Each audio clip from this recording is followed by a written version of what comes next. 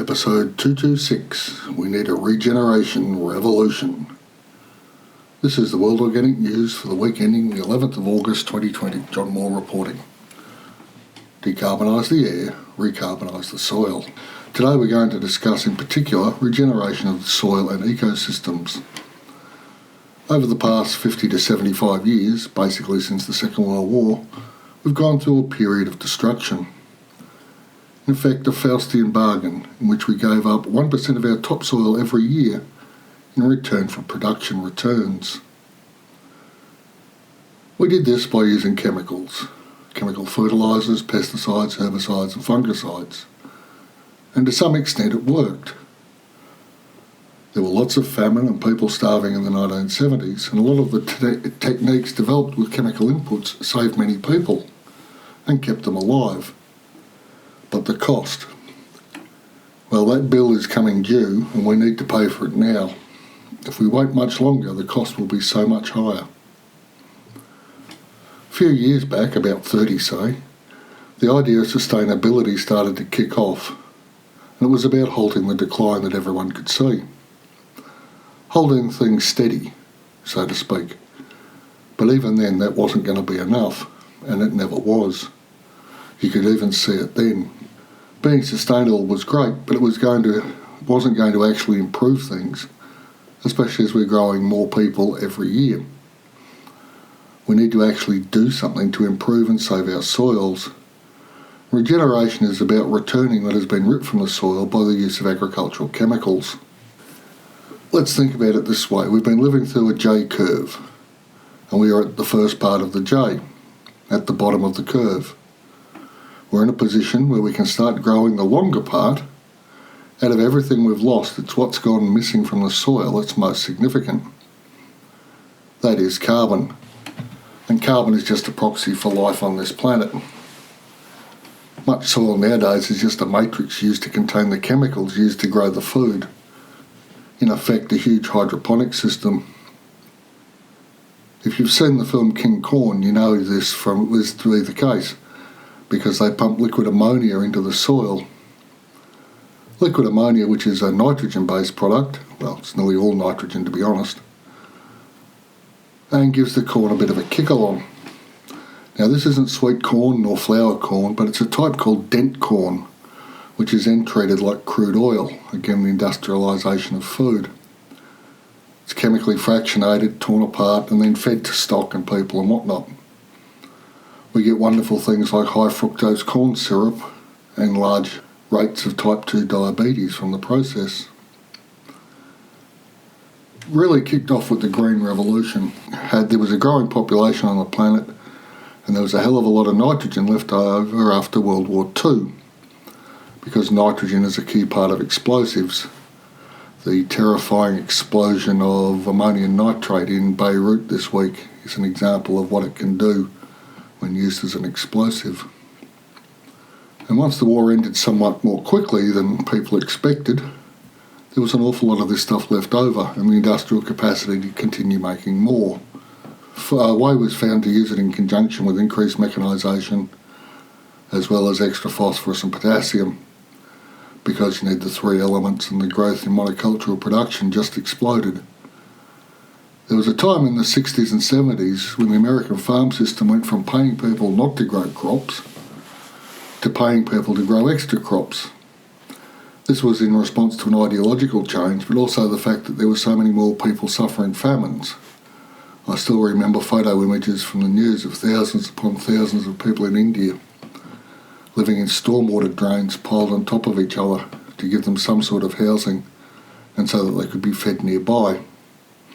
It was not a good time. The Green Revolution built upon this and selected seeds for hybridisation. All these things interacted to basically kill off the soil. An article I read a little while ago stated the UK probably had somewhat like 60 harvests left before their topsoil is completely gone. The UK has a reputation for reasonably good soil. When we start applying these sorts of industrialised processes to the ancient soils of, say, Australia, you end up with a bigger problem more quickly. We are fortunately on deep red volcanic soil where I am, But even that's not without limits. It's soil that feeds us, that and the fact that it rains from time to time. There seems to be a series of things going on as the soil dries out so that the climate dries too. And we all know climate change is going on, and so that's just exacerbating things. But ever since colonisation and the clearing of forestry here in Australia, there's been a drying out of the continent. The lack of fire stick farming by Europeans has altered the nature of our soils, as did the fire stick farming to start with. There are always consequences for actions. Mechanised farming in the developed world, and increasingly across the developing world, was the only game in town after the Second World War. All the best and brightest minds went into ways to make the industrial system as efficient as possible. And I guess that's fair enough at the time. There were people starving, there was money to be made, there were careers to be created.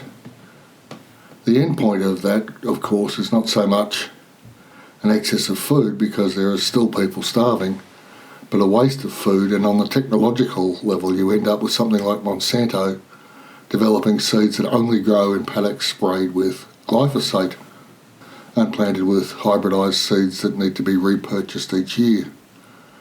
The seeds are genetically modified to be able to resist the effects of the glyphosate. A quick word about genetically modified crops. Genetic modification is something humans have done to plant seeds since we came into contact with them. We're just another evolutionary pressure on seeds. Now, if you're going to bring a new batch to market, one that's more rust resistant or better able to account for drought or whatever, I've got no problem using GM techniques. When companies started putting fish genes into tomatoes so that you can grow them in frosts, I have an issue. And then there's Monsanto. The technology which could be used for improving seeds was used to alter them so that the seeds could only work when bathed in glyphosate. And they had the ability to withstand this glyphosate genetically engineered into them. The glyphosate then wiped out all the competing weeds. This is great if that's what you're trying to do. If you don't want anything else growing, and this, in inverted commas, improvement, is where the trouble with Monsanto's GM begins. There are so many things wrong with this that it's not funny. What it means to start with is, every time you spray a weed crop, you're selecting for those weeds that have the ability to withstand the glyphosate. Not surprisingly, 5 to 10 years after this system was developed, Roundup-resistant weeds, which means that either you have to cultivate more or you have to find an even more potent chemical that is not glyphosate, apply that in a special way anyway. The misuse of genetic modification by Monsanto has done much to destroy the idea that there was some good into genetic modification. In the long term, a lot of the chemicals have really nasty side effects and linger in the environment, despite what they say on the tin. The development is the sort of logical endpoint of industrial agricultural systems. If it's not Monsanto and glyphosate, it'll be another seed/chemical company and another poison. Probably best to stop now. So back to the need for regenerative agriculture. As I said, all the best and brightest minds went into the industrial agricultural method. For the people going into agriculture, it was science about the ideas, and it seemed to be working. People were growing more people were being fed, and famines declined. Now, the trouble with a lot of science is that was taught during this period, and actual soil science, only ever covered the physics and chemistry of soil. Things like the pH, how the particles interact with each other and how they behaved under different water regimes and so on. But there was rarely any mention of biology in the soil. After all, we didn't have to worry about that sort of nonsense. The chemicals were feeding the world. Enter the hippies. As a reaction to this paradigm, there arose a back to the land movement in the 1960s and 70s. Hippies, communes, that sort of thing. But there were also others like John Seymour and his wonderful book, The Complete Book of Self-Sufficiency, which was where I started my organic journey. Seymour were going back to organics by using systems from prior to the introduction of chemical fertilisers. Basically growing without the chemical fertilisers. The yields dropped some to begin with, but so too did costs. You weren't having to buy all the fertilisers and chemicals and whatnot. You were growing your own food through your own farm systems. There was also a fellow called John Jeevons who came up with a similar sort of system, except his didn't involve animals, but did involve a lot of double digging each year in the garden beds. 85% of the stuff that was growing went through the compost to feed the soil for the 10% you ate and the 5% you sold for profit. A lot of these older systems described as new ways of doing things were not. But they were the beginnings of the sustainability movements. The idea we needed to stop what we were doing with chemicals and we need to start saving the soils that we've got. At the same time, people like Masanobu Fukuoka of the One Straw Revolution, who didn't use any chemicals, did use animals, ducks. I'll probably be doing a video to show you how the grain growing system is set up over the next few months. Well, over the next 12 months really, as I set it up and get it running. And of course in the 70s and 80s we had Bill Mollison on the development of permaculture. So we have to move from industrial to sustainable to regenerative. What commenced as a return to old ways then developed new ways of doing things. It wasn't just in the English-speaking and the Japanese-speaking world. People developed systems in India and Bangladesh as well. There's a system called zero-budget natural farming that was developed in India and does what it says on the tin, using available resources to create biology in the soil. An older system developed in the 19th century, biodynamics, developed by Rudolf Steiner, involves creating and maintaining soil biology. And biodynamics has been taken up by large numbers of wine growers as a way to improve their soil, their harvests and the ecosystems that they're growing in. And it is a system that works. A word of explanation, like permaculture, biodynamics has probably got two wings to it. I'll be very blunt here and not judgmental, but you just need to be aware that there are two sides of these things. I've heard these two streams described as being the purple and the brown. The brown wing of biodynamics and permaculture, for that matter, focuses on food production, soil health and getting things done at a commercial level. The purple side is what could be described as a bit woo-woo or perhaps described as esoteric. Might be a better description. Which is fine if you want to do that. I'm not denigrating it, but for those of you reading or coming in contact with biodynamics and or permaculture for the first time, just be aware that it may not resonate with you because of the purple-brown dichotomy. By the way, I'm definitely of the brown variety. We have the regenerative techniques. Fukuoka, zero-budget natural farming, permaculture, biodynamics and their ilk. The facts are they work, and the point of them is to get more soil carbon or more soil biology happening. Now this includes fungal activity, the bacteria and even soil viruses. There's positive ones as well as negative.